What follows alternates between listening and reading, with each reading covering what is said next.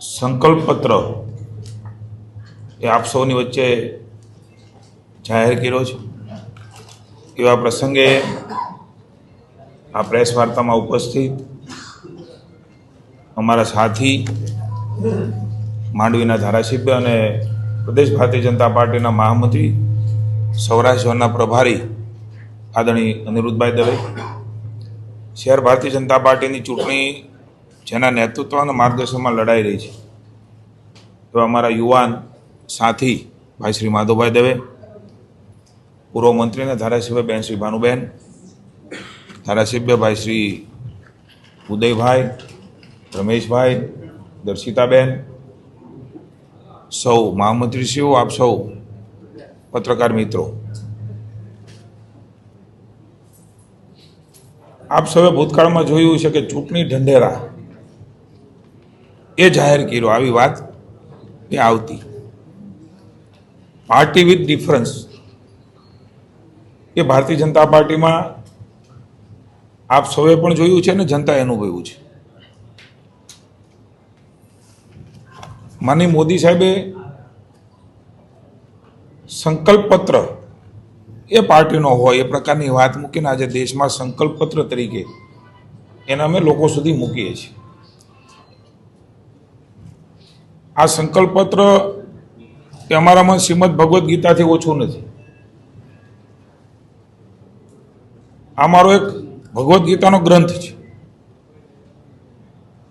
સેવા હી સંગઠનના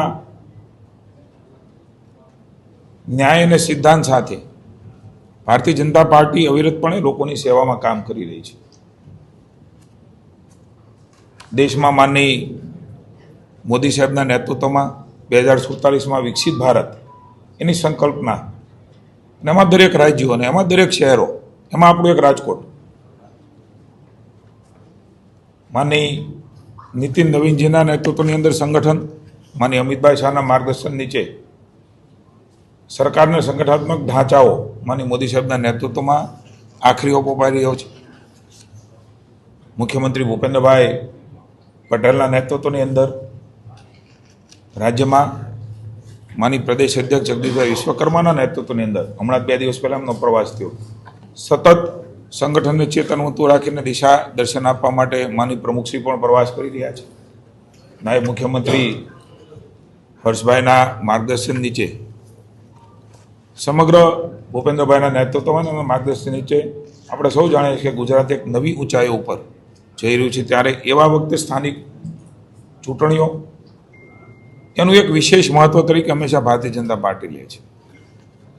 રાજકોટ મહાનગર એ કોઈ અભિમાનથી નથી કહેતા, કોઈ હરાવી શકે એવી સ્થિતિ નથી, કારણ કે જન સુધી માનનીય મોદી સાહેબ, ભૂપેન્દ્રભાઈ, ભારતીય જનતા પાર્ટી, એમનું નેતૃત્વ, એમના કરેલા કામો એની અનુભૂતિ તળ ધરતી ઉપર એ આપનાથી માંડીને તમામ લોકોને છે।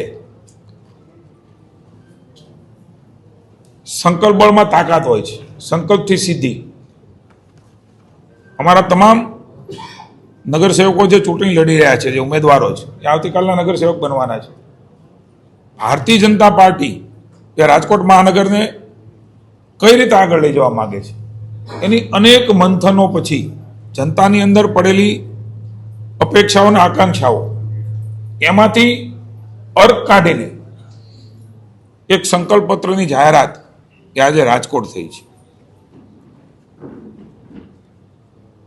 ભૂતકાળમાં પણ સંકલ્પ પત્રો અમે બનાવ્યા છે, એમની પણ વિગતો એમની વચ્ચે આપની વચ્ચે મૂકી છે કે અમે આપેલા વચનો એ પૂરા કર્યા છે।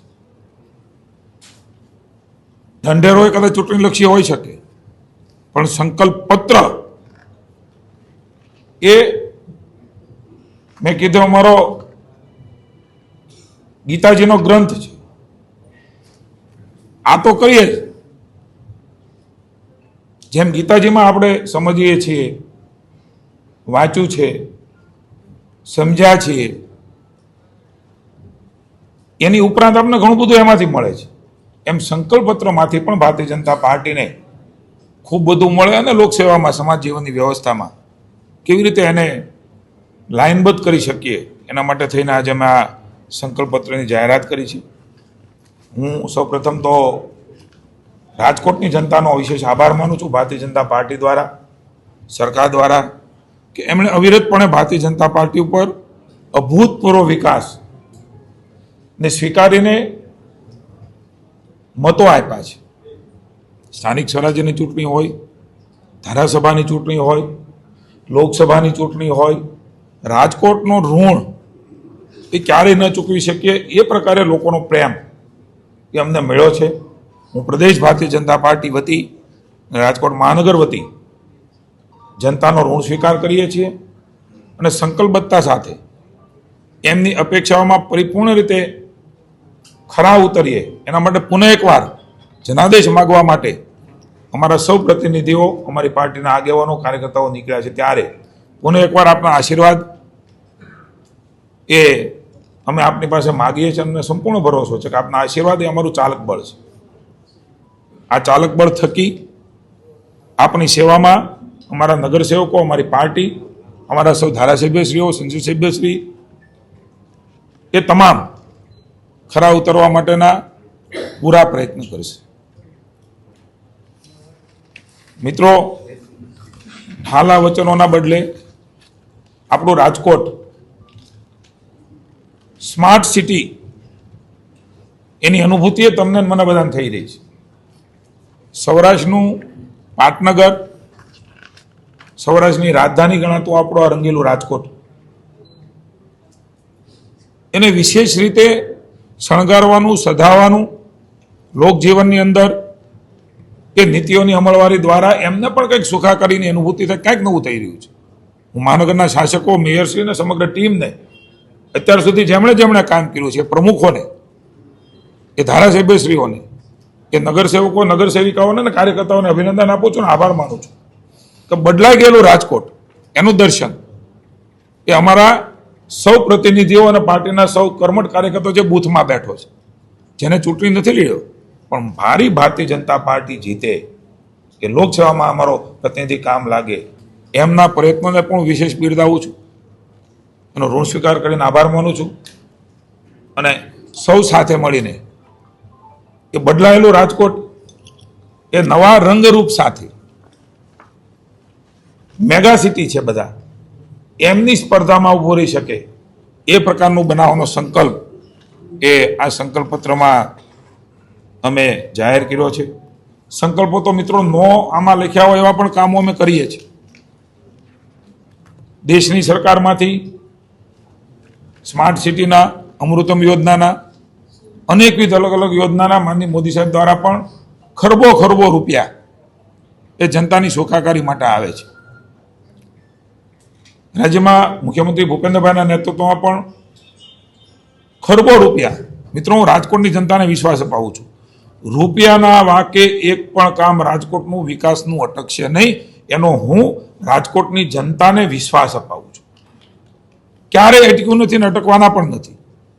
પ્રજાનો પૈસો છે, પ્રજાના માટે વપરાય. આ ભાવ સાથે, પ્રામાણિકતા અને નિષ્ઠા સાથે જનતાની સેવામાં આવનારા 5 વર્ષમાં અમે જોડાવાના છીએ. આંતરમાળખાકીય સુવિધાઓમાં પણ સ્માર્ટ સિટી પ્રોજેક્ટ અંતર્ગત મિત્રો હું ટૂંકી વાત કરીશ, કારણ કે આપના સંકલ્પપત્ર મળવાનો છે. હજી પણ કોઈને શુદ્ધ અને પૂરતું પાણી ન મળતું એના માટેનો સંકલ્પ એ રાજકોટ મહાનગરે ભારતીય જનતા પાર્ટીએ કર્યો છે. આપણું સિટી મેટ્રો સિટી બને એના માટે ક્રમબદ્ધ રીતે પ્લાનિંગ સાથે, આયોજન સાથે અમે આગળ વધવાના છીએ.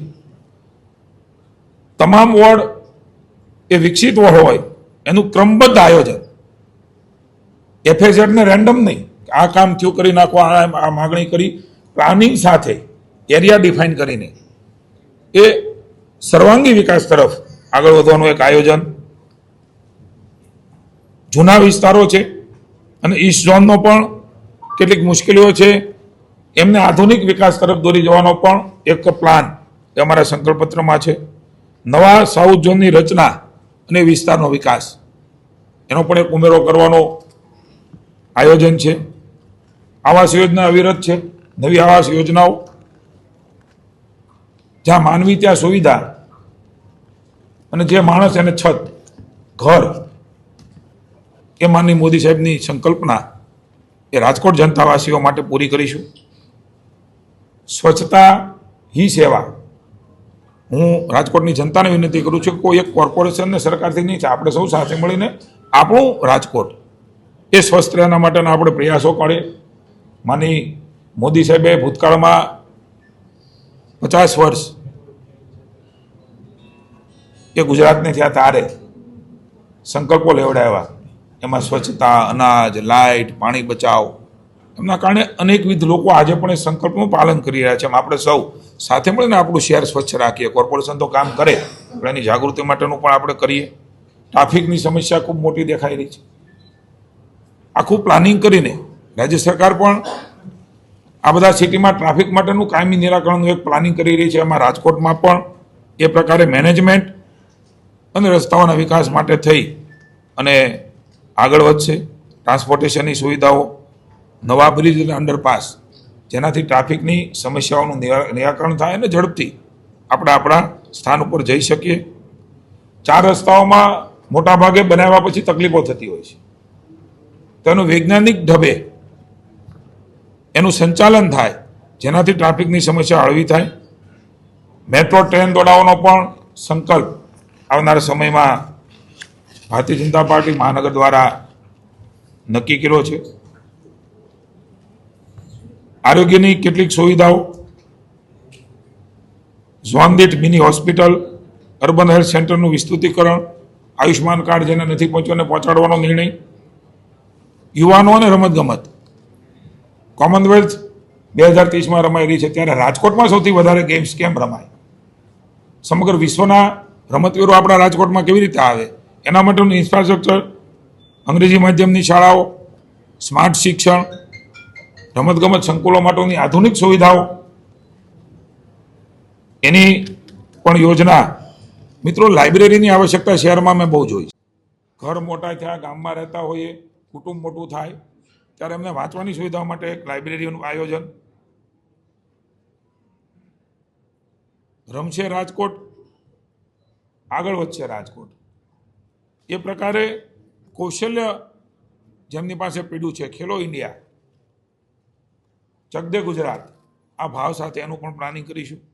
બાળકો માટેના પણ રમકડા ગૃહ, વાર્ષિક રમતોત્સવ, રોજગાર, વેપાર અને ઔદ્યોગિક વિકાસ.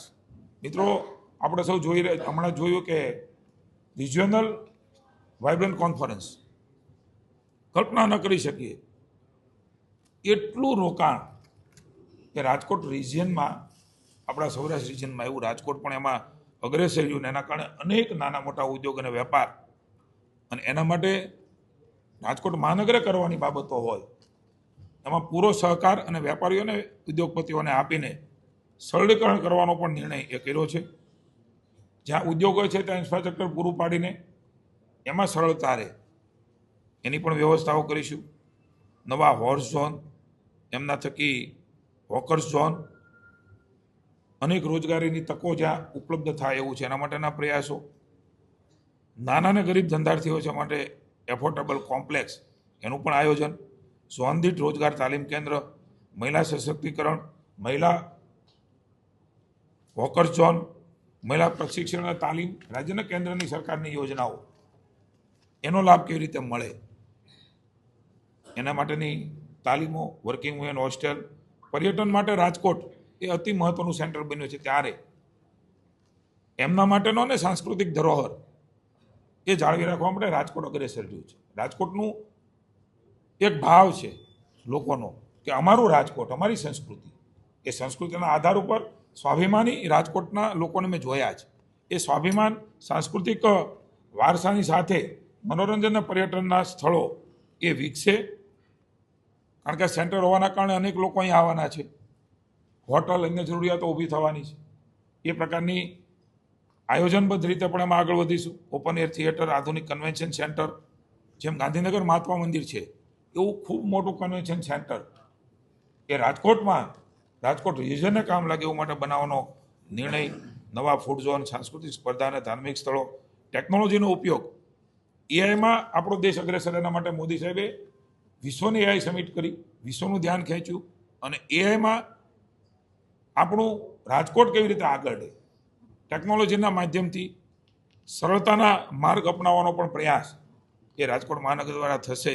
ઓનલાઈન સેવાઓ, અદ્યતન ફાયર બ્રિગેડ, સિનિયર સિટીઝન માટે કરવેરામાં વિશેષ રાહતો, સોલાર ઉર્જા વપરાશકર્તાઓને કર રાહત, વ્યાપાર ઉદ્યોગને રહેણાંક એકમોને પ્રોત્સાહન, આવી અનેકવિધ યોજનાઓ આ સંકલ્પમાં લઈને આવનારા સમયમાં રાજ્યની જનતા સમક્ષ અમે આ સંકલ્પપત્ર જાહેર કરીએ છીએ. અને પુનઃ એકવાર અમારા સૌ વતી રંગીલા રાજકોટની જનતાને આપણું આ રંગીલું રાજકોટ એ વધારે ઊંચાઈએ પહોંચે, મેટ્રો સિટીની સ્પર્ધા કરી શકે એવું રાજકોટ બનાવવા માટે ભારતીય જનતા પાર્ટી એ કટિબદ્ધ છે.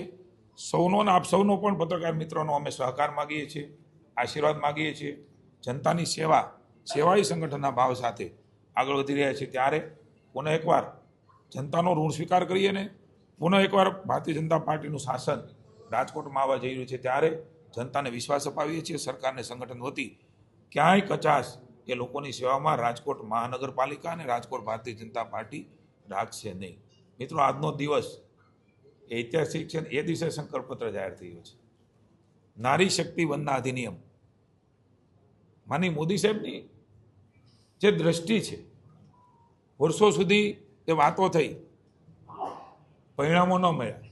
ઈચ્છા શક્તિવાળું નેતૃત્વ હોય ત્યારે બહેનો પણ 33% અનામતમાં, આવનારા સમયમાં 33% મહિલા અનામત સાથે વિધાનસભા અને લોકસભા એ 29માં લડાવવાની છે. એ પછી ક્રમશઃ એ રાજ્યોને પણ અમલવારી થવાની છે. ઐતિહાસિક ચર્ચાઓ એ આજે સંસદમાં, નવા સંસદમાં થશે. મહિલાઓની અંદર પડેલી શક્તિઓ સશક્તિકરણની દૃષ્ટિકોણે મોદી સાહેબે રાખ્યો. 50% સ્થાનિક સ્વરાજ્યમાં આપી, 33%ના બદલે ઉમેરો કર્યો. પંચાયતોમાં પણ આખી પંચાયત બહેનોની બને એને પ્રોત્સાહન આપવાનું કામ કર્યું. સખી મંડળો બનાવ્યા, બહેનો માટેની અલગ યોજનાઓ બનાવી. અને આજે મને એવું લાગે છે કે દેશની સર્વોચ્ચ સંસ્થા એ લોકસભા અને ગુજરાત હોય તો એ વિધાનસભા, એમાં એમની ભાગીદારી, એમાં એનું કોન્ટ્રીબ્યુશન, એના દર પર 2047નું ભારત. એટલે આજનો દિવસ એ ઐતિહાસિક છે.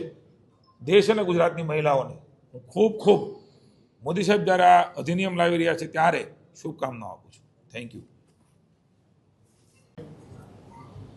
રાજકોટ મહાનગરના સંગઠનના અધ્યક્ષ ભાઈ શ્રી માધવભાઈ, સૌ સાથી ધારાસભ્યશ્રીઓ, સંગઠનના મહામંત્રી શ્રી, મીડિયા ઇન્ચાર્જ શ્રી રાજુભાઈ અને ઉપસ્થિત આપ પત્રકાર મિત્રો, સંકલ્પના સંદર્ભની અંદર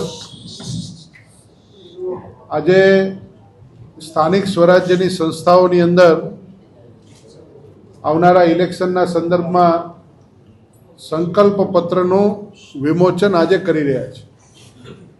સંકલ્પ પત્રનું વિમોચન એટલે કે જ્યારથી મનની અંદર કંઈ કલ્પનાઓ ઉત્પન્ન થઈ એટલે પહેલાં અવધારણા બનતી હોય છે મનમાં, અને એ અવધારણાને મૂર્તિમંત કરવા માટેનું કામ થતું હોય છે. એટલે એને સંકલ્પ કહેવાય છે. અને સંકલ્પ પત્રનું સ્થાનિક સ્વરાજ્યની સંસ્થા મારફતે અહીંના વિસ્તારના વિકાસ માટે અને દેશના યશસ્વી અને તપસ્વી પ્રધાનમંત્રી આદરણીય નરેન્દ્રભાઈ મોદી સાહેબના નેતૃત્વની અંદર ભારતીય જનતા પાર્ટી જે પ્રકારે એક પછી એક કાર્યો કરી રહી છે, તમે બધા સૌ વિદિત છો કે ભારતીય જનતા પાર્ટીના શરૂઆતથી, જનસંઘના વખતથી સંકલ્પ પત્રોની અંદર પ્રારંભ થતો 370ની કલમ, રામ મંદિર અને સમાન સિવિલ કોડ. તો એ પૈકી દેશના યશસ્વી પ્રધાનમંત્રી નરેન્દ્રભાઈ મોદી સાહેબના નેતૃત્વની અંદર 370ની કલમ હટી ગઈ છે. ભગવાન શ્રી રામનું મંદિર અયોધ્યામાં ખૂબ સુંદર રીતે બન્યું છે. અને ગુજરાતની સરકારની અંદર પણ સમાન સિવિલ કોડ લાગુ થયેલો છે.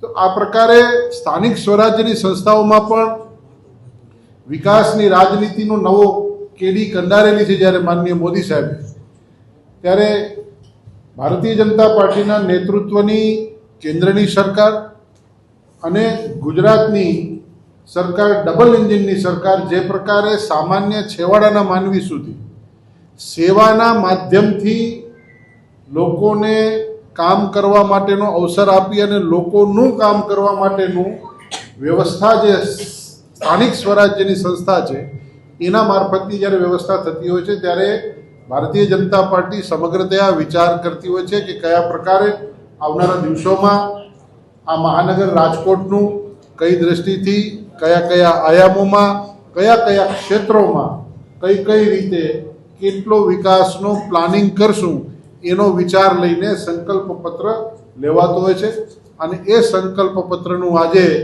અહીં માનનીય જીતુભાઈ વાઘાણી અને સમગ્ર ભારતીય જનતા પાર્ટીની ટીમ સાથે સૌ રાજકોટ મહાનગરના ધારાસભ્યશ્રીઓ સાથે મળીને આખું સંકલ્પ પત્ર આપના માધ્યમ દ્વારા લોકો સુધી અમે જવા માટે લોકો સુધી તમારા માધ્યમ દ્વારા છેક છેવાડે લોકો સુધી અમારા સંકલ્પનો વિચાર પહોંચે કે ભારતીય જનતા પાર્ટીએ શું કર્યું અને આવનારા દિવસોમાં ભારતીય જનતા પાર્ટી શું કરવા માગે છે. પ્રધાનમંત્રી શ્રી મોદી સાહેબ અને મુખ્યમંત્રી શ્રી ભૂપેન્દ્રભાઈ પટેલ સાહેબના નેતૃત્વની ડબલ એન્જિનની સરકાર નીચે સુધી જે વ્યવસ્થાઓ કરી અને ગ્રાન્ટો ફાળવે છે એમાં આવનારા દિવસોમાં રાજકોટ કઈ રીતે આગળ વધશે એનો સંકલ્પ પત્ર અત્યારે અમે ખુલ્લો મૂકી રહ્યા છીએ, જે આપના મારફત લોકો સુધી પહોંચે એવી આપ સૌને નમ્ર અપીલ પણ છે. અને ત્યારબાદ સમગ્ર વાત જે છે એ આખા સંકલ્પ પત્ર ઉપરની એ વાત માન્ય જીતુભાઈ પણ કરશે.